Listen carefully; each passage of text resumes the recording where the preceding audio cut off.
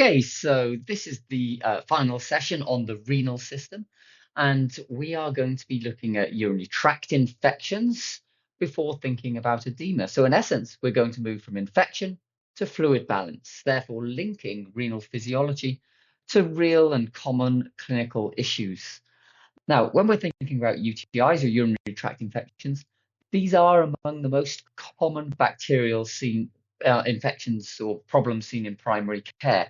So we're thinking in primary care, that tends to be a GP. Secondary care is when you're thinking about a hospital environment. So, like I said, we're thinking in the first half, we're thinking about how UTIs develop and spread through the urinary tract. Whereas in the second half, we're going to think about fluid movement between capillaries and tissues, and thinking about why edema occurs. Remembering what edema is, it is swelling, it's fluid buildup in your interstitial space. And your interstitial space is obviously the space or the fluid that's surrounding your tissues. So most UTIs are actually caused by bacteria ascending from the GI tract, originating from the GI tract is a better way of putting it, in particular E. coli, and they ascend up through the urethra into the bladder. Okay, and from the bladder, they can potentially go up through the ureters and up into the kidneys. So they can go pretty much anywhere through the urinary tract system. Remembering that actually, usually the urinary tract is sterile. So an infection reflects failure of either the defense mechanisms or of bacterial entry. So what are some of the natural defenses that we actually have against UTIs or urinary tract infections? So I'd like you to just press pause at this point and have a little bit of a think. What are some of the natural defenses that we have against UTIs, and why are some people more susceptible than others? Okay, so some of the body's natural defenses. Well, the low pH and the high osmolarity of urine. That's a really nasty environment for bacteria to live in. High osmolarity, they don't like that. Low pH, they don't like that. But remember, of course, our pH isn't always acidic. It is on the whole, on average, but it depends on the status, the acid base status of our body. But generally low pH and high osmolarity, so not particularly nice for bacteria. You have bactericidal secretions from the urinary tract epithelium themselves. So again, that discourages bacteria colonizing up through the urethra and into the bladder. You've got a long urethra, and also prostate secretions in men. But of course, in women, you've got a much shorter urethra, and in children, a much shorter urethra, which means that those infections are a lot more likely.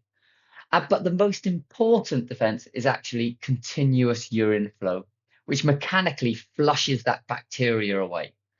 So you've got low pH and osmolarity, which inhibits bacterial growth. You've got the long urethra and prostate secretions, along with other bactericidal secretions, which are preventative, and the continuous urine flow. So who are the most at-risk groups? Well, like we said, UTIs are far more common in women than in men, because the female urethra is much shorter and closer to the anus, and that obviously means that bacterial transfer is a lot easier. Pregnancy also increases the risk because hormonal changes slow bladder emptying, so that flushing is becoming less prevalent, so to speak.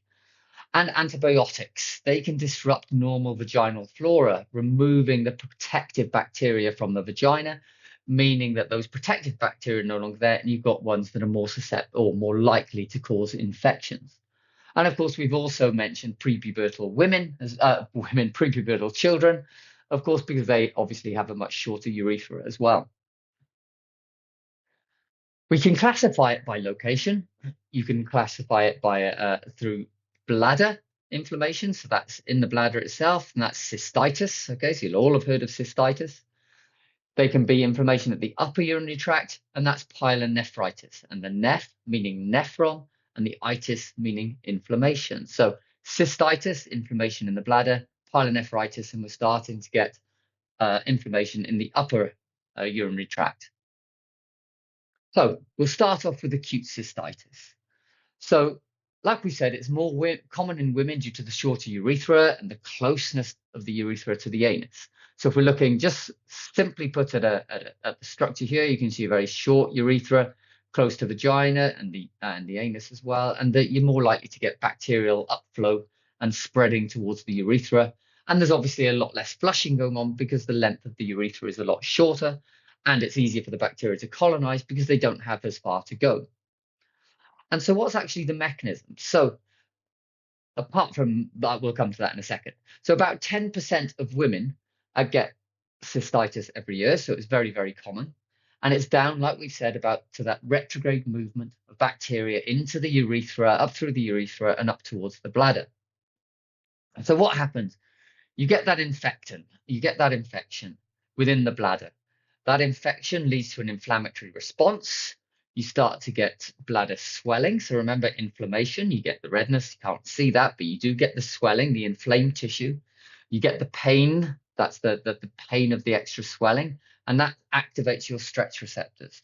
So as your stretch receptors are activated because your bladder feels fuller than it actually is with all that swelling, that leads to a symptom of bladder fullness, which occurs a lot more often. And with that extra fullness, bladder fullness, there's that frequency of urination and also, as well as urgency, also frequency. So you're just feeling fuller of urine a lot more often, and then it's obviously a lot more painful as well. So in essence, inflammation activates sensory receptors. These receptors normally signal bladder filling. So in essence, inflammation causes the sensation of urgency, even when there's very little urine present. Like I said, that explains those symptoms of frequency and urgency. So if we look at it, if you have mild cystitis, that'll produce redness and swelling of the bladder mucosa, so the cells lining the mucosa. But with prolonged infection, the epithelium can shed its contents or it can ulcerate, and that starts to expose that underlying tissue.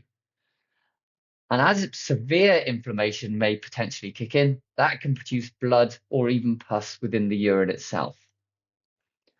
And that's because you're getting that prolonged sloughing and breakdown. So evaluation-wise, there are various ways to do it. Obviously, the first step would be a nice simple urine dipstick, and that'll be the first test in primary care. And you'd look for various things within the urine itself. So if you had the presence of nitrites, that indicates bacterial metabolism. So normally we wee out nitrates, okay? But in a urine dipstick, we'll look for nitrites. And if you see the nitrites, that'll indicate that bacteria have been metabolizing those nitrates to nitrites. You might see other enzymes and other molecules in there indicate white blood cells have been increased. You might get white blood cell presence as well. You can also do a urine culture, obviously, and that'll identify the exact organism and its antibiotic sensitivity, which allows you to treat with antibiotics.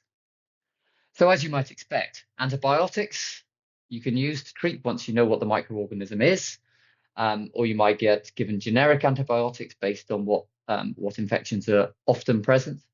There's the old wives' tale of cranberry juice and other things that people might want to take, which psychologically may have a mild effect. And then you have increased fluid. So the increased fluid is a very good one because increased fluid, increased urine formation, increased flushing of bacteria out of the bladder and out through the urethra.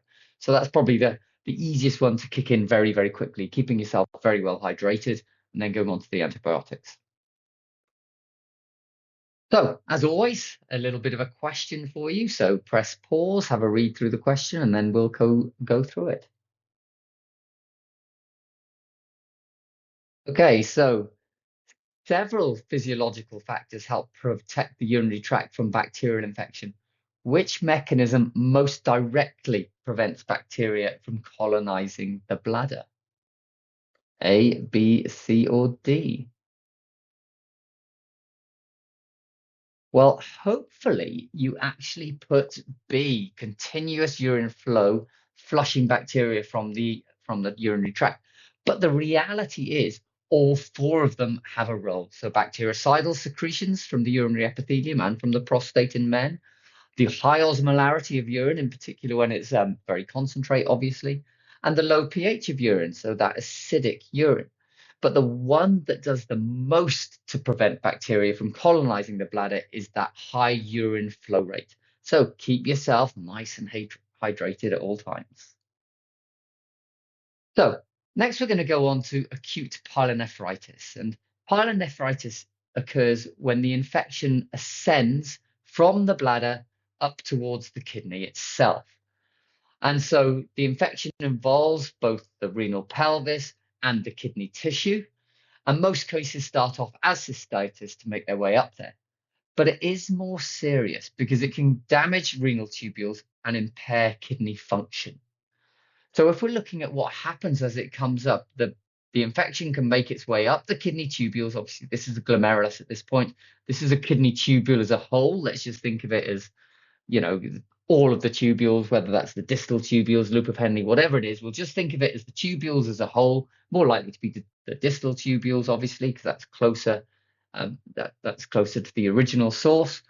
But what happens? The bacteria come in and they start to kill off the tubular cells will start to die. So you'll start to get death. You'll start to get an inflammatory response, and those symptoms can start to become systemic. So unlike simple cystitis, where you get localized inflammation and an inflammatory response, you can get a systemic inflammatory response, if you want to think of it like that, throughout the whole body. So that's when you'll start to get fever and chills, and they indicate that it's spread beyond the bladder. And like I said, some patients may also get flank pain if they're starting to get that kidney inflammation at the same time. So again, symptoms would be painful urination, and systemically you may get fever and chills, like we've already said. Treatment, of course, this is untreated infections can lead to permanent kidney damage. So early treatment is really important to prevent that scarring. Remember, damage to these tubules can lead longer term to scarring, and then that obviously is leading to renal impairment and can lead on to chronic kidney disease. So again, it's longer antibiotic courses and potentially hospital stays as well. So when we move from acute pyelonephritis, if you keep getting those infections within the kidneys, so getting it time and time again, that persistent recurrent infection, that can lead to that scarring, and that leads to those signs of continuous infection. So fever, weight loss, fatigue, blood in the urine, all fairly non-generic but nasty signs. So you might get your chronic upper urinary tract infection. That becomes antibiotic and immune system resistant because you've just been having it time and time again. So it's resistant to antibiotics. That leads to progressive inflammation and progressive scarring of the kidney tissue.